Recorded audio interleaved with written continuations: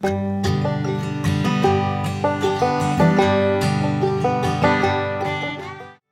students, you are welcome in my online teaching classes. मैं शिशपाल चौहान आप सबका अपनी ऑनलाइन टीचिंग क्लासेस में स्वागत करता हूँ।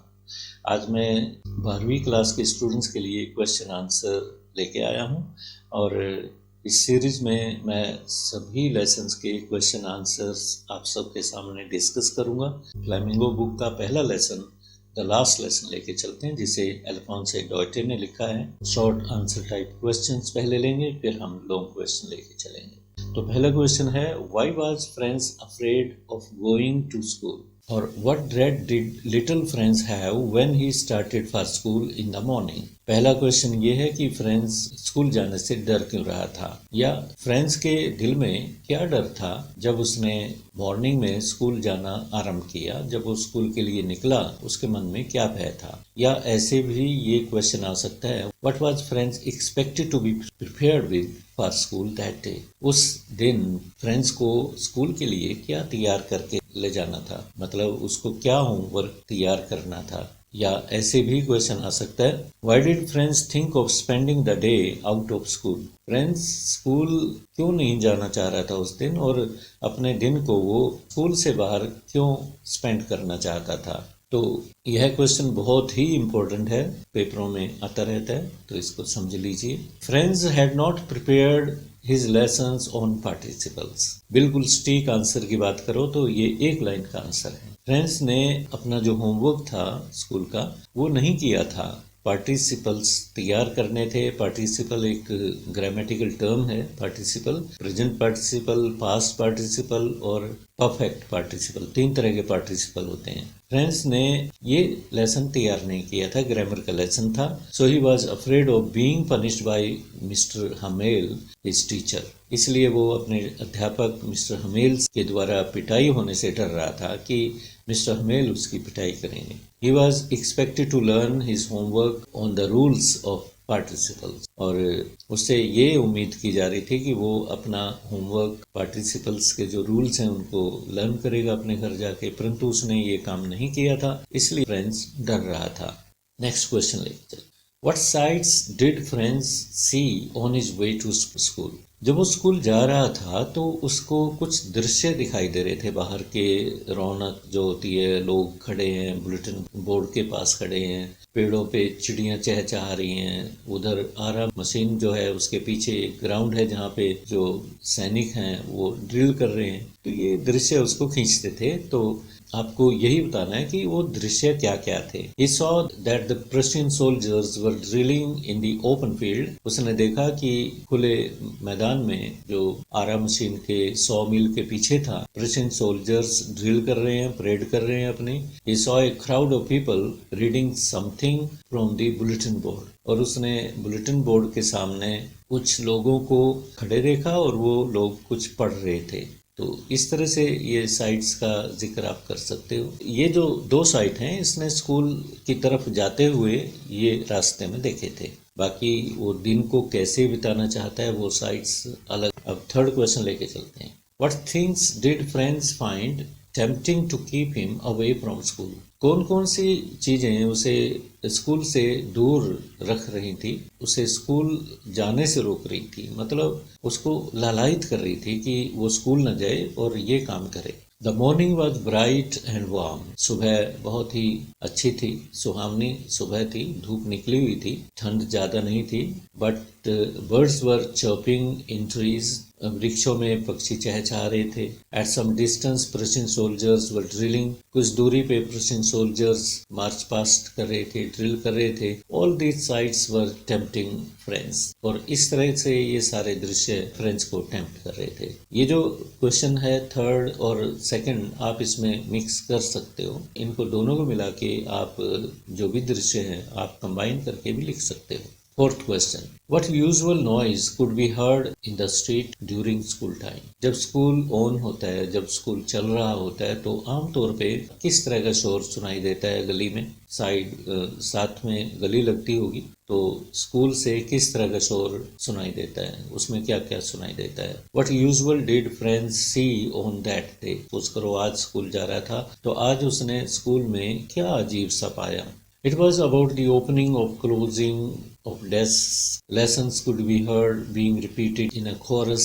आमतौर पे स्कूल में शोरगुल होता है, बच्चे डेस्क में से कुछ निकाल रहे हैं, डेस्क बंद कर रहे हैं, कुछ क्लासेस में इकट्ठे होके जैसे टेबल्स पढ़ रहे हैं, ऊंची ऊंची आवाजें आ रहे हैं, कोई लेसन पढ़ रहे हैं, कोई पोएम रिसाइट कर रहे हैं, तो इस तरह की आवाजें स्कूलों में से आती रहती हैं। The sound of mister Hamel's ruler being rapped on the table also could be heard. और सामान्य दिवस की बात है कि मिस्टर हमेल का क्लासरूम गली की तरफ लगता होगा, तो मिस्टर हमेल वो अपना रूलर टेबल पे बार बार मारता होगा, स्ट्राइक करता होगा, ताकि बच्चे शोर ना मचाएं। जैसे टीचर्स आमतौर पे कहते रहे, no noise please, don't shout, don't make a noise, but there was no noise on that day. परंतु उस दिन फ्रेंड्स को इस तरह का शोरगुल बिल्कुल भी सुनाई नहीं दिया। तो ये बात उसको काफी अजीब लगी कि आज स्कूल में क्या हो गया, कोई आवाज नहीं आ रही। फिफ्थ क्वेश्चन पे चलते हैं। What did friends see through the window when he reached school? जब वो स्कूल में पहुंचा तो उसने खिड़की में से क्या देखा? He saw his classmates were already in their seats. Friends ने देखा कि उसके जो क्लासमेट्स थे, सहपाठी थे, वो अपनी बेंचेस में बैठे हुए थे, सीट्स में थे। Mister Hamel was walking up and down, और क्लास में मिस्टर हमेल कभी उधर जा रहा है, कभी उधर जा रहा है, कभी ब्लैक बोर्ड की तरफ जा रहा है, कभी कॉर्नर की तरफ जा रहा है, लास्ट बेंच की तरफ जा रहा है। With his terrible ruler under his arm. Mister humble को देखा उसने कि उसकी बगल में उसका जो भयंकर रूलर है, भयंकर इसलिए बच्चों को उससे डर लगता है, तो हमेल ने उसे बगल में दबाया हुआ है और वो क्लास में अप एंड डाउन चल रहा है। कभी ब्लैक बोर्ड की तरफ आ जाता है, कभी ब्लैक बोर्ड से वो अंतिम बेंचेस, जो लास्ट बेंचेस हैं, उनकी तरफ जाता है। सिक्स्थ क्वेश्चन लेके चलते हैं। How was humble dressed on that day and why? उस दिन मिस्टर हमेल ने किस तरह की ड्रेस पहनी हुई थी और क्यों पहनी हुई थी? Mister Hamel was in his beautiful green coat, frilled shirt and black silk cap. उस दिन मिस्टर हमेल ने एक विशेष तरह की ड्रेस पहनी हुई थी जो वो विशेष दिनों पे ही पहनता था, खास मौके पे पहनता था। काफी सुंदर ग्रीन कोट था और फ्रिल्ड शर्ट थी, ऐसी शर्ट जिसमें नीचे झालर लगी होती है, और सिर पे उसने ब्लैक कलर की टोपी पहनी हुई थी। It was mister Hamel's last day in school. उस दिन मिस्टर हमेल का वह अंतिम दिन था, so he was in his special dress. इसलिए मिस्टर हमेल ने वह अपनी स्पेशल ड्रेस पहनी हुई थी। सेवंथ क्वेश्चन लेके चलते हैं। What was the most surprising thing which friends saw in his classroom? Friends ने अपनी कक्षा में आश्चर्यचकित करने वाली चीज क्या देखी? वह कौन सी चीज है जिसे वह अपनी क्लासरूम में देख के भौचक्का रह गया, आश्चर्यचकित हो गया? Answer, some village people were sitting quietly on the back benches. गांव के कुछ लोग बैक बेंचेस पर चुपचाप बैठे हुए थे। क्लासरूम में जो बैक बेंचेस थे, पीछे वाले बेंचेस थे, उन पे बैठे हुए थे। Among them were the former mayor, the former postmaster, Mr. Hauser and several others. और कौन कौन थे? फॉर्मर मेयर था, एक्स मेयर जिसे कहते हैं, शहर का मेयर होता है, द फॉर्मर पोस्टमास्टर था, और ओल्ड हाउसर, और कई और लोग थे। Each of them looked sad, सभी उदास नजर आ रहे थे। Old Hauser was sitting with an old primer. Primer क्या होती है? अल्फाबेट जिसमें होते हैं बुक में, जैसे ABC या छोटा बड़ा वाली किताब होती है जो फर्स्ट क्लास में कभी लगा करती थी, हमारे टाइम में भी प्राइमर कहते थे, एक ही बुक होती थी। मिस्टर हाउसर ने अपना जो प्राइमर है अपने घुटनों पे रखी हुई है। आठवां क्वेश्चन लेके चलते। What information did Mr. Hamel give to the children in the class? अपनी क्लास में मिस्टर हमेल ने क्या इंफॉर्मेशन दी बच्चों को, और how did it affect friends, और फ्रेंड्स को किस तरह से उस सूचना ने प्रभावित किया? Mister humble told his students very politely that it would be his last lesson on that day. Mister Hamel ने अपनी भर्राई हुई सी आवाज में, बहुत ही पोलाइट अंदाज में, बहुत ही विनम्रता पूर्वक बच्चों को बताया कि उस दिन उसका आखिरी दिन है। French would not be taught in schools of Alsace and Lorraine. अब एल्सेस और लोरेन के डिस्ट्रिक्ट्स में, जिलों में फ्रेंच भाषा नहीं पढ़ाई जाएगी, ये भी सूचना उसने दी। German would be taught there in future, और आने वाले समय में कल से जर्मन भाषा उनको पढ़ाई जाएगी। A new teacher was coming the next day, the words fell on friends ears like A thunder clap, और जर्मन भाषा सिखाने वाला एक अध्यापक अगले दिन आ जाएगा, और जब फ्रेंड्स ने ये सब बातें सुनी तो यह सूचना उसके कानों पे एक थंडर क्लैप की तरह पड़ी, एक वज्रपात की तरह पड़ी, मतलब वो सदमाग्रस्त हो गया, उसे शॉक लगा। 9th क्वेश्चन लेके चलते हैं। What were Friend's feelings when he came to know that it was Mr. Hamel's last lesson in his school? जब फ्रेंड्स को यह बात पता चली कि मिस्टर हमेल का आखिरी दिन है स्कूल में, तो फ्रेंड्स के फीलिंग्स क्या थे इसमें ये बताना आप। Friends was sorry for not learning his lessons. Friends को अफसोस था कि उसने अपने लेसन सही तरीके से नहीं पढ़े, अब तक की जो पढ़ाई थी उसने सही तरीके से ग्रहण नहीं करी। He felt regret for wasting his time in fun and thinking his books a nuisance. उसे अफसोस हो रहा था यह सोचकर कि उसने अपना समय वेस्ट किया है, और books were burden for him some time ago. कुछ समय पहले उसकी पुस्तकें उसके लिए बोझ बनी हुई थी, वो उसे बोझ लगती थी। Now he forgot all about mister Hamel's ruler too. अब वो मिस्टर हमेल के रूलर के बारे में भूल जाता है। इवन मिस्टर हमेल को वो क्रैंक कहा करता था, अब मिस्टर हमेल उसे अच्छा लगने लगा है। तो ये फीलिंग्स आप फ्रेंड्स के दे सकते हो उसमें। 10th क्वेश्चन लेके चलते हैं। Why did the old men of the village come to school? गांव के जो बुजुर्ग लोग थे वो स्कूल में क्यों आए थे? The old men of the village came to school to thank Mr. Hamel for his 40 years of faithful service. गांव के लोग स्कूल में इस वजह से आए थे कि वो मिस्टर हमेल के 40 वर्ष की जो सेवा थी उसका धन्यवाद करना चाहते थे। It was their way of showing respect for the country, और ये उनका तरीका था कि वो मिस्टर हमेल के प्रति जो ग्रेटफुलनेस है, कृतज्ञता है, वो शो करें और अपने देश के प्रति प्यार भी प्रकट करें। 11th क्वेश्चन लेके चलते हैं। What did Mr. Hamel say about the French language? French भाषा के बारे में मिस्टर हमेल ने क्या कहा था? Mr. Hamel said that the French language was the most beautiful language in the world. Mr. Hamel ने कहा था कि फ्रेंच लैंग्वेज दुनिया की सबसे सुंदर भाषा है। It was the most logical and clearest language. सबसे अधिक लॉजिकल है, तर्कशीलता उसमें है और स्पष्ट भाषा है, बिल्कुल क्लियर भाषा है। He advised the audience to guard it and never to forget it. अपने श्रोताओं को, जिनमें बच्चे भी थे और गांव के बुजुर्ग लोग भी थे, उनको सबको नसीहत दी, सलाह दी कि वो इस भाषा को संभाल के रखें, इसकी रक्षा करें और इस भाषा को कभी भूलें ना। Question 12th। What happened when the church clock struck 12? Church की क्लॉक में जब 12 बजने की जो घंटियां बजी तो क्या हुआ? As the church clock struck 12, the sounds of the midday prayer was heard. Church में 12 बजने की जो घंटियां सुनाई पड़ी तो उसके बाद चर्च में मिड डे प्रेयर सुनाई दी।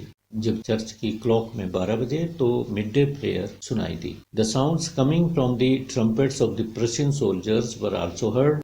दूसरी आवाज वहां से आई जहां प्रशियन सोल्जर्स अपनी ड्रिल कर रहे थे, वहां पे ट्रम्पेट्स की आवाज आई।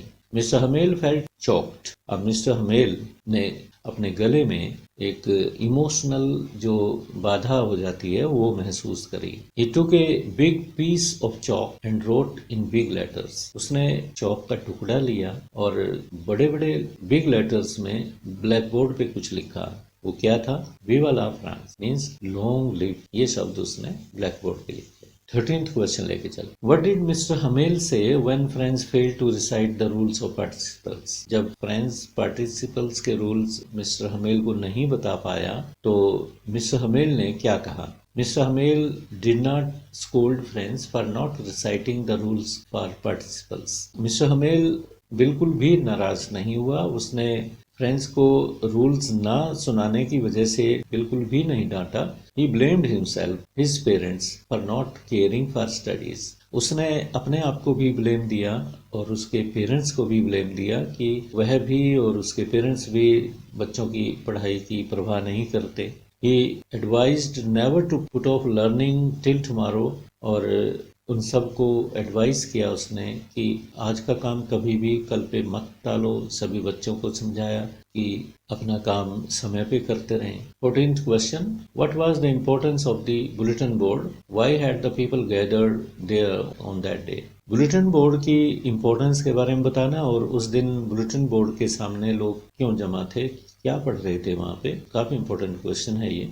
The latest information, almost the news, like all lost battles, the traps, the orders of the commanding officers, bulletin boards पे लेटेस्ट इंफॉर्मेशन दी जाती थी, जैसे कि हारी हुई लड़ाई, ड्राफ्ट्स, कुछ ऑर्डर्स वगैरह कमांडिंग ऑफिसर की तरफ से अल्सेस और लोरेन के लोगों को जो दिए जाने थे, क्योंकि अब अल्सेस और लोरेन पर्शियन सोल्जर्स के अंडर आ चुके थे, तो वहाँ का जो कमांडिंग ऑफिसर था अपने जो ऑर्डर्स वगैरह देता था, इंफॉर्मेशन वगैरह जो देनी होती थी, तो वह बुलेटिन बोर्ड पे ही चिपका दी जाती थी, पेस्ट कर दी जाती थी, ताकि लोग उसे पढ़ सकें। 15th question, how did Franz want to enter the classroom. Classroom में फ्रेंड्स किस तरह से प्रवेश करना चाहता था।